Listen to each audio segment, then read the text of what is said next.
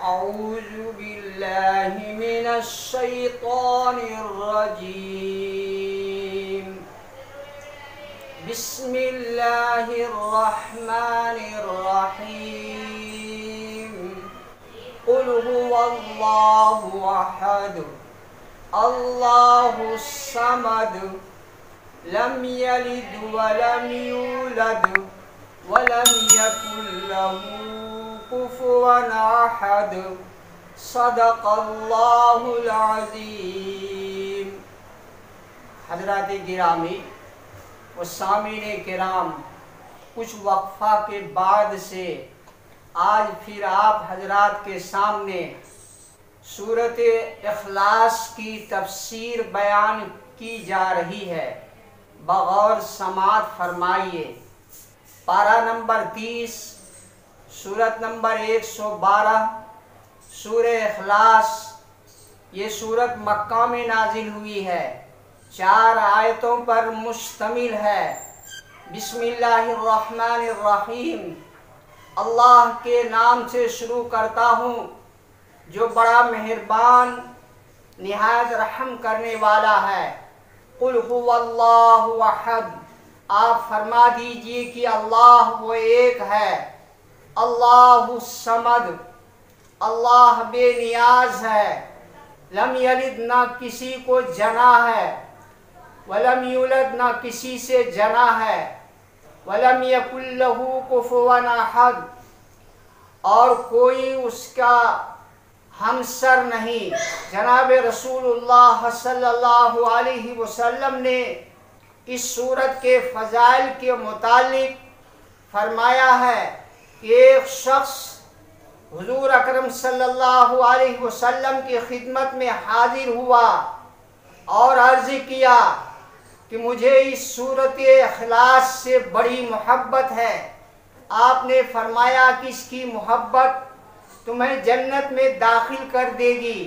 ترمذی شریف کی روایت ہے کہ ایک مرتبہ جناب رسول اللہ صلی اللہ علیہ وسلم نے حضرات صحابہ کرام کو جمع کر کے فرمایا کہ ایک تہائی قرآن سناؤں.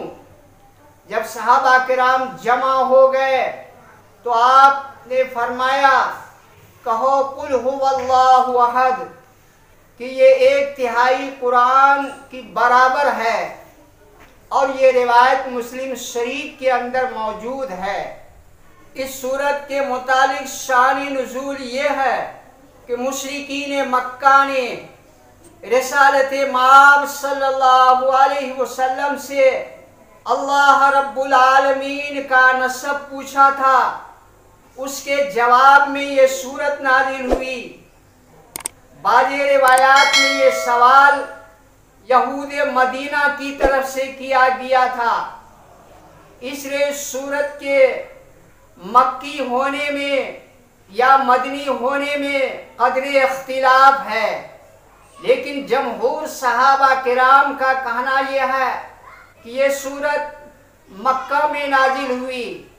نسب کے متعلق سوال کرنے والوں کو جواب دیا گیا کہ اللہ تعالیٰ کسی چیز کا بنا ہوا نہیں ہے، نہ سونے کا بنا ہوا ہے، نہ چاندی کے دھات کا بنا ہوا ہے، نہ رنگ اور پیتل کے دھات کا بنا ہوا ہے. اور فرمایا کہ بلکہ اللہ ایک ہے. اپنی ذات و صفات میں اللہ تعالیٰ ایکتا ہے.